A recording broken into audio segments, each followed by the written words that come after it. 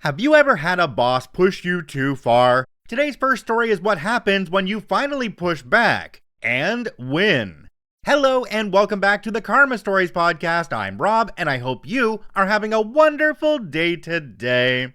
In this episode, a manager pushes too hard and ends up paying for it, and one petty poolside moment turns into the perfect splash of revenge. Let's jump right in. This story comes to us from Ars Torok. You are salaried, right? Just stay up for this meeting. Before we begin, dear readers, a brief bit of backstory. I have found that every company has a Todd. You will know who your Todd is, because he is who you call when you don't know who to call. When the unthinkable happens, and everything is on fire, and there is no hope of salvation, Todd steps in to fix it. Todd spends his entire time just fixing the unfixable. He has been with the company since the dawn of time, knows the true names of several demons, and was in the room when the old magic was written. Our Todd has an elite team to be on call when stuff breaks. Each team member is the highest authority in the company for one specific thing or another. They are the elite. Their word is law, and to question them is to question Todd. Our story begins shortly after I had accomplished the greatest goal, and become the newest member of Todd's team. Now, my company works with point of sale. We sell computers, software, printers, card readers, and pretty much anything you need to take money from someone else. After years working in the call center, I proved myself worthy of Todd's attention. I interviewed, tested, and became the specialist of third-party integration. My focus is the connection between our product and whatever weird stuff your company wants to use. Examples of this include getting smart lights to change on command from ordering kiosks, letting the staff control the new jukebox you bought with their employee ID cards, or getting the sales data for the day to report to your Canadian counterparts in both French and English, but only if someone buys the poutine source surprise that day, and other fun conundrums that only the client can fathom. It is important to note that during my time in the call center, I was paid hourly. As a specialist, I would be made a salaried employee and would be on call. After accepting the position, I was told that I would have a trial period of 1 month to prove myself. I would remain hourly, but would have a pay increase to more closely match my expected rate as a salaried employee. I would have the title change and new responsibilities of my job. But I had this month to prove I was worth the extra money. This first day of my new job, we get a call from one of our more needy clients. They lay out a series of demands. 1. All of their stores must be upgraded to Windows 10. 2. As each store makes about $10,000 a day, taking them down for a remodel is not acceptable. 3. All of these upgrades must be done overnight while the store is closed. 4. If the upgrade fails, the store must be rolled back that night so they can open in the morning. 5. The window of time to do one of these upgrades is 8 hours. 6. The fastest they have been able to do one is 10 hours. All of this means one thing. They need a specialist to do the upgrades, one that knows their integration. I give Todd the "put me in coach" nod, and a deal is struck. Todd is about to leave on vacation, which leaves me under the control of Steve, the director of the support center, who used to be my boss before I worked for Todd. I am now on overnights. 4 nights a week I upgrade these stores. I supervise 2 to 3 technicians who are on site in separate stores. I do all the software, they do the hardware.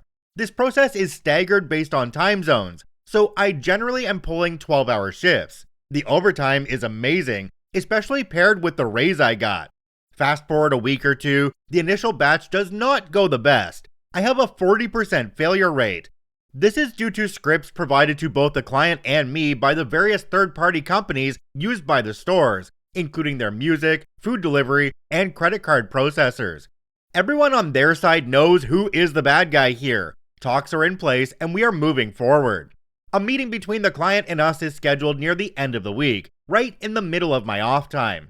As I said, I am working 12 hours a day. I live a full hour from work, and for security reasons, can't do these upgrades outside the office. I have 10 hours to eat, sleep, get up, and eat again before work. Once I get to work, there are no breaks on the upgrade train, no lunch, no stopping. So I get home around 11 a.m. each day. The meeting is set for 4 p.m. I can't get any reasonable sleep before the meeting or after.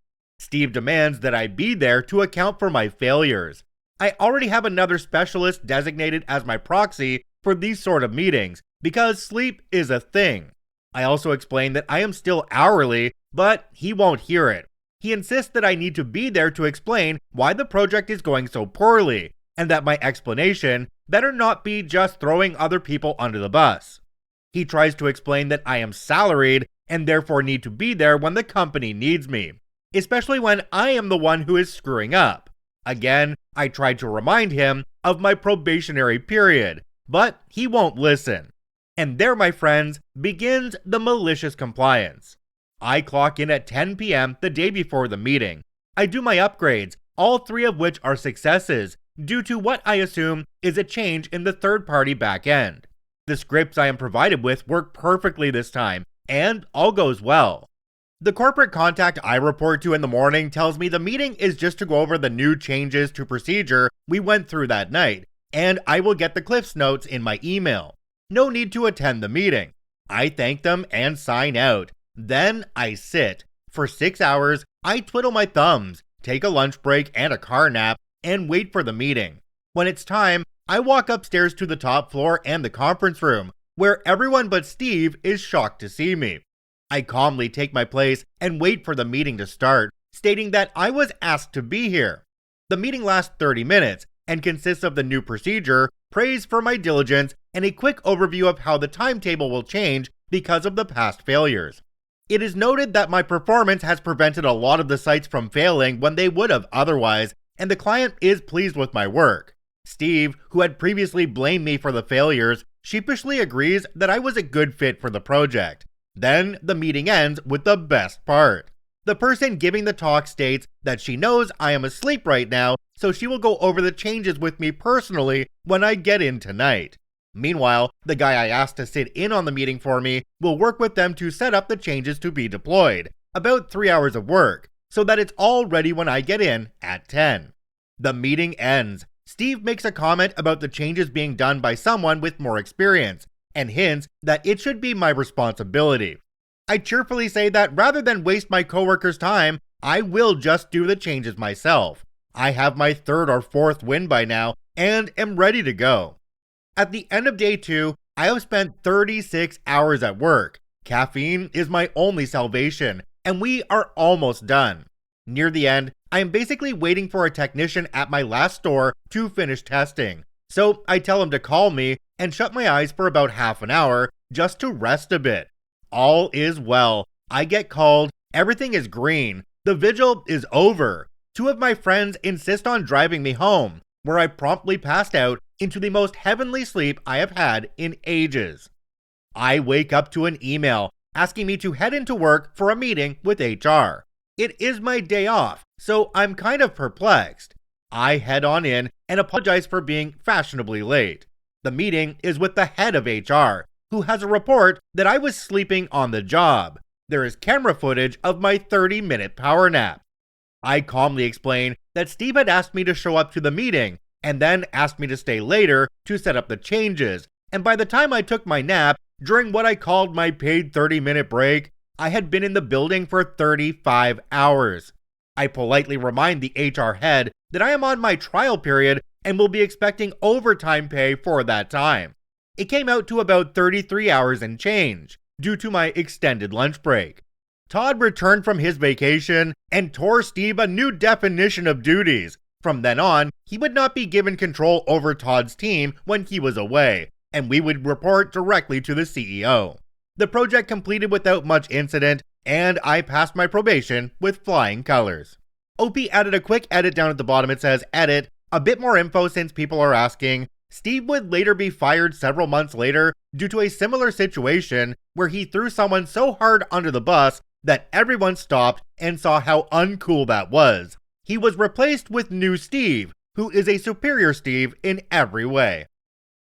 Jumping down to the comments on this one, we have one from a user called This Is My Phone Though. It says, getting called in on your off day because some effing busybody spotted you napping on the job but failed to realize you'd been at work for 36 hours is an absolute effing nightmare. Steve only got in trouble because his brand of miserable wasn't the right brand of miserable. Another commenter called Uncle Reddit said, "Yep, sometimes you just have to suck it up and play the game until things fall into place. Good for you for keeping your composure and sticking with it. Some people really do try to break you, but when you outlast them and get paid for it, that right there is the win. I just hope that if OP's in a place like where I am, that they actually charge them the hours for the HR meeting as well. Because in Ontario, Canada, if you get called in, that's a minimum 3 hours pay." Alright, let's switch gears a bit. We're heading to the poolside for a late night splash of petty revenge. All thanks to a little disagreement over underwear. This story comes to us from Night Skater 97. So I wore the wrong type of underwear in the pool. I, 24 male, hosted a friend from college, also 24 male, that I haven't seen since before the pandemic. Shortly after he arrives, we head to a local bar and grill in our neighborhood. We decided to do the 15 to 20 minute walk instead of drive, so we didn't have to worry about leaving the car. I was joined by my roommate, 25 male, and also a good friend, and his new-ish girlfriend, 22 female, who I don't know that well, but I have always had friendly encounters with when we have hung out. At the bar, drinks flowed freely, and my friend seemed to really hit it off with our crew. We stayed longer than expected, and it was fully dark, and we were well buzzed by the time we decided to walk home. It was still hot outside when we got to the apartment complex, so my roommate suggested that we hit the community pool. The pool and hot tub were technically closed for the night, but it isn't too close to any of the units, and generally no one cares if you are responsible and don't break bottles or anything like that. After debating whether to head back to our place to change first, my roommate insisted that we're all friends here and that we could just go in the pool in our underwear. Everyone agreed on this, although my roommate's girlfriend announced, "You guys have fun with that," and proceeded to lounge next to the pool on one of the deck chairs and scroll Instagram. We strip down and hop in the pool and are having a pretty good time just messing around. After some time had passed, my roommate was chatting with his girlfriend and then quietly approached me afterwards. Apparently, his girlfriend was very uncomfortable with me wearing just briefs in the pool. Both my roommate and my friend were wearing boxer briefs, and she wanted me to go all the way back to the apartment and change into a swimsuit. I initially protested and said it was his idea in the first place and how everyone was in their underwear, and none of us cared. And what's the difference? It's not like my underwear was white or see-through or anything like that. My roommate asked me to go change for him as a favor so that it didn't turn into an issue between him and her. I was pissed, but I decided to let it go for the time being. When I got back to the apartment, an idea popped into my head when it occurred to me that I still had a swimsuit from when I used to swim on the club team in college. So I put on my Speedo and head back out armed with another 6-pack for the boys in only a t-shirt, towel wrapped around my waist, and flip-flops. I get back to the pool, announce that I had changed into my swimsuit as requested, drop the towel and ditch the t-shirt, and launch into a wicked cannonball into the pool. I can see a wry smile on my roommate's face, but nothing else was said about my choice of attire. We go on in the pool, and a few minutes later, she announces that she's tired and is going to bed. We stay out late, including more beers and laughs in the hot tub, while the girlfriend was asleep at our place. Jumping down to the comments on this one, we have one from a user called Unicorn187. It says, "I'm confused as to why briefs are worse than boxer briefs. They are just shorter in the legs. That's like the only difference. Unless they were like 2 sizes too small or something, it wouldn't have made a difference." Another commenter down below called MyGloby1 said, "As a female myself, I don't get what made her uncomfortable. Unless of course she was secretly attracted to OP and couldn't help looking at him in his briefs. She got up and left when he put a Speedo on because that was just too much. Of course, this is all opinion. Having 90% male friends and having seen most of them at one point in time in their undies, only 1 or 2 made me uncomfortable, and was 100% because I was attracted to them." Yeah, honestly, briefs versus boxer briefs, we're talking about a few inches of fabric here. It's not like he showed up in a thong. I've seen women's swimsuits that cover way less than OP was covering. Maybe she just wasn't ready to admit she noticed. Alright, let's take a quick break, and then I've got a story about a customer who asked for everything on his burger and got exactly that. This episode is sponsored by my 3D printing website. Visit dangly3d.com, where you can get your hands on your very own Carmen Chameleon, Karma Stories channel mascot. He's so cute, and he comes with a cookie, because cookies are awesome, and he might just share with you if you subscribe to the channel and drop a like on the video. Carmen is available in over 20 colors on the site. Visit now at dangly3d.com. Now back to our stories. This story comes to us from Classiest Robin. I'll take an everything burger. My first job was waitressing at a 50s diner style burger joint. I think I was about 16. It was a sweet gig. My coworkers were generally nice, and the customers were a mixed bag. Though we did have one homeless guy that would come in and do our food challenge weekly for a free meal. He was cool. Anyways, to the story at hand, I had a family come in. If I remember correctly, it was the traditional dad, mom, 2 kids. It was lunch rush, and basically all the tables and the bar were filled. So I'm taking their order, and their dad asks for a burger. What would you like on that burger? Everything. Well, we have a lot of options. I gesture to the menu selection containing the topping choices. The dad does a once-over, clearly not long enough to read, looks back at me and states, everything. At this point, I should note we had a bunch of choices. Looking at the restaurant's menu, they currently have mustard, onions, slaw, chili, mayo, ketchup, lettuce, tomatoes, pickles, grilled jalapenos, grilled mushrooms, grilled onions, and grilled bell peppers. I feel like there was even more choices when I worked there. This place also had 4 to 5 cheese options. I asked the dad a few more times if he's sure, even tried to list the toppings. His wife even tried to explain the situation. I could tell he was getting agitated, but I also knew he didn't know what everything meant. Eventually, I take his word for it and attempt to get the rest of the order. Do you want cheese? I said everything. Well, we have 4 everything. Yikes.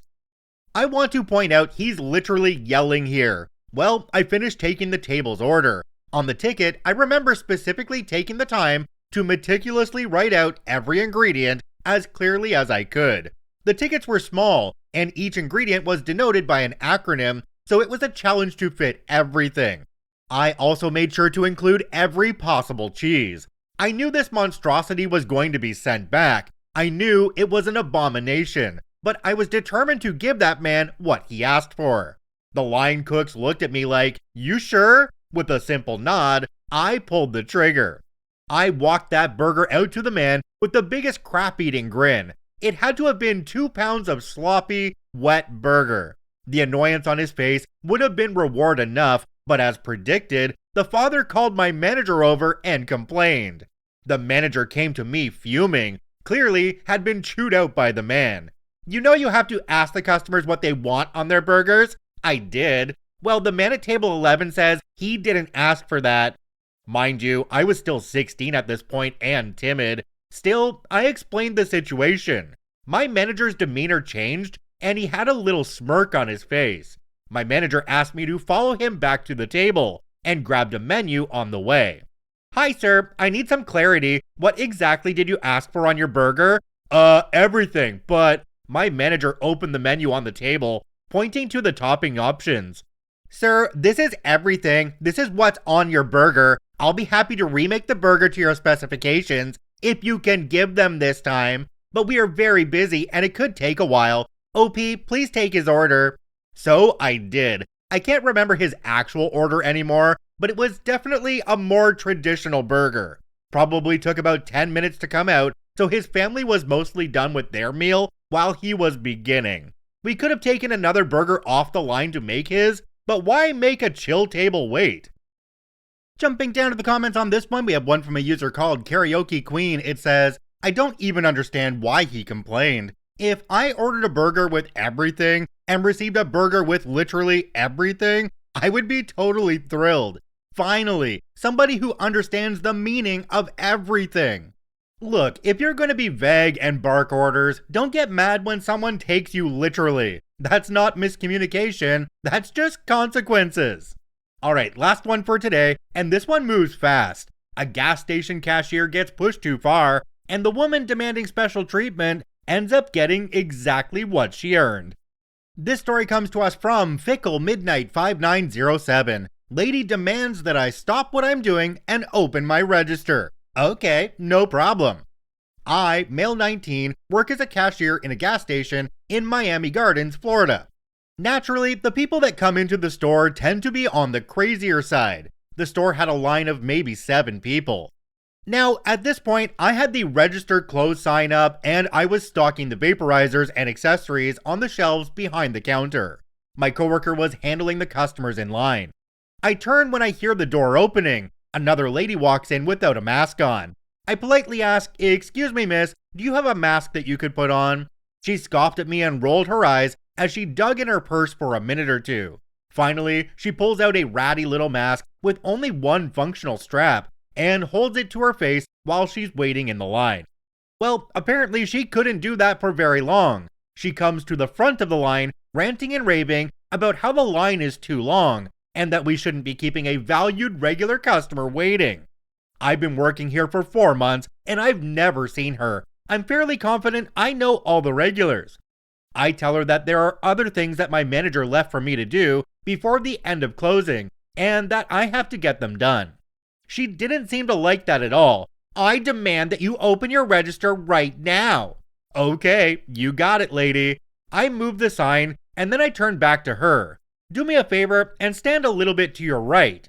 Surprisingly, she complied, albeit with her arms crossed, and what I can only assume was an angry gaze firing through her mask. Cue the malicious compliance. "Next customer," I yell out into the store. It dawns on her what I'm doing, but the next customer shoots up in front of the counter before she can even fully process it. I go about this transaction as normal, despite the fact that this lady is yelling at me at the top of her lungs, no longer holding the mask to her face, mind you. I finish up with the other customer, and I turn to her. She tries to yell over me, so I raise my voice a bit and try to be as stern as possible.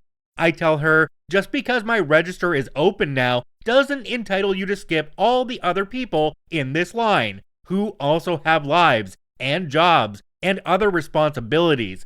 Get to the back of the line and be respectful, or I have no choice but to have you removed from the store.